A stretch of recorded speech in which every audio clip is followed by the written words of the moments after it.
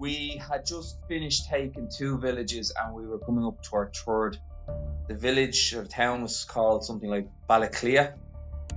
So I was standing on the back of this pickup truck, just kind of looking into the air for any drones, because some of the drones can get so high now you can barely hear them, you can't see them. Next minute, all I heard was boom.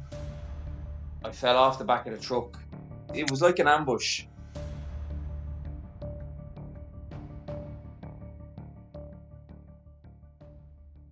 So I spent 15 years in the Irish Army. So I was deployed to Syria 2014. So I had an idea what the Russians do. Like they just bomb the crap out of a place. It was only when I seen the atrocities to women and kids that I said, no, I'm going out here. They need soldiers. So I spent the majority of my adult life as a soldier. So I went out. So when I fell off the back of the truck, I jumped straight back up. I looked to my right. I could just see a load of white smoke. So I turned to my left and I started to run up there.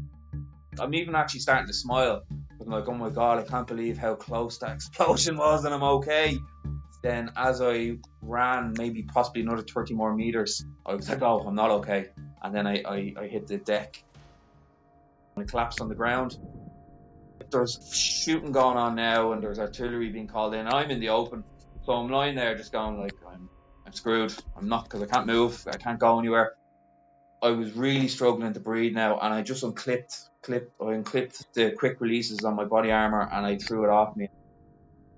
I knew I shouldn't take off my body armor and my helmet, but I just wanted to breathe, and I just said, "This, if I'm gonna get hit with artillery, I'm gonna die at least trying to breathe." In my last few minutes, and then I was stuck in the back of an ambulance and taken to Kharkiv Military Hospital. I was told you have two pieces of shrapnel stuck in your heart. I was like, oh my God. They're like, you have one stuck in your spine as well. Now it's stuck in the actual bone part of your spine. I knew it was bad. I was in the intensive care unit there for 3 days. And then on my 4th day, that got bombed. And I remember, like, I can't move now. I have tubes coming out of my left, right, and center. When that got bombed, it was cruise missiles. Around 20 of the things landed.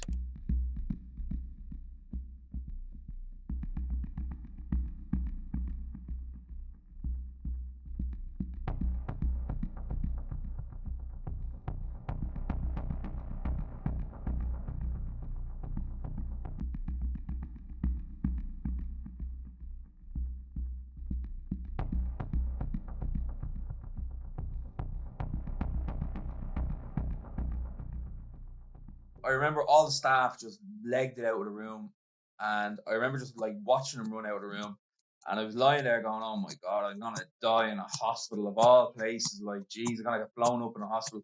And then they all ran back in and took all his patients out and then brought us down to the basement. So I was in that hospital for around 10 days. Every day the place was getting cruise missiles or rockets. I was hitting my lungs. I was hitting my heart, my spine, my legs. I was wearing gloves, but it felt like my fingers were gone. I even have stuff that entered the right-hand side of me and it exited the left-hand side of me. I remember my surgeon telling me he had been awake for 24 hours doing surgeries. And I was told that they had sent all my scans and all kind of my reports to this guy in New York through this technology. And it was him that came up with, don't operate, that you could cause more damage, maybe even death. So we get a notification through WhatsApp. It's 24/7. I check it every few hours, and I think at night I had this notification. In this particular case, their biggest worry was actually moving the patient, right? Because he needed to be in a helicopter or a plane, and then a very bouncy ambulance to the airfield. And they were just worried about this piece of shrapnel in his heart breaking free.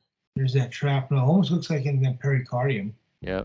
In this instance, and this is actually relatively rare, the shrapnel actually stopped in the muscle part of the heart. And you could see it very well on the CAT scan. It didn't go all the way into the heart. So now it's literally in the muscle and the heart's beating with this in the muscle. And believe it or not, it's not cutting anything. our opinion was if you don't have cardiac surgeons where you are, he definitely should get moved, maybe all the way back to his home country, so he can get the expertise that he needs. So that probably saved my life. Like, the Ukrainians wanted to take it out. I was all for them taking it out. And then these guys got involved and gave their opinion. And then the Ukrainians totally changed then after that. Then, even though I was at them to, no, I want this gone, take it out, they were like, no, we're not taking it out. Some of the hospitals there were not formally trauma centers because they were regular hospitals, just like we have in the United States. But now they're forced to take a lot of high volume trauma patients, which they hadn't previously done before this conflict happened. So they do have a lot of questions. Hello! Yeah, that's my hand. That's how I hurt my hand. Yeah, look. I got medevaced by the Romanian Air Force. And now I'm in Cork University in Ireland. So I feel a little bit guilty that it's that I'm back here in Ireland and I'm safe, and guys on my team are still out there fighting. So I want to get back out there. That's it.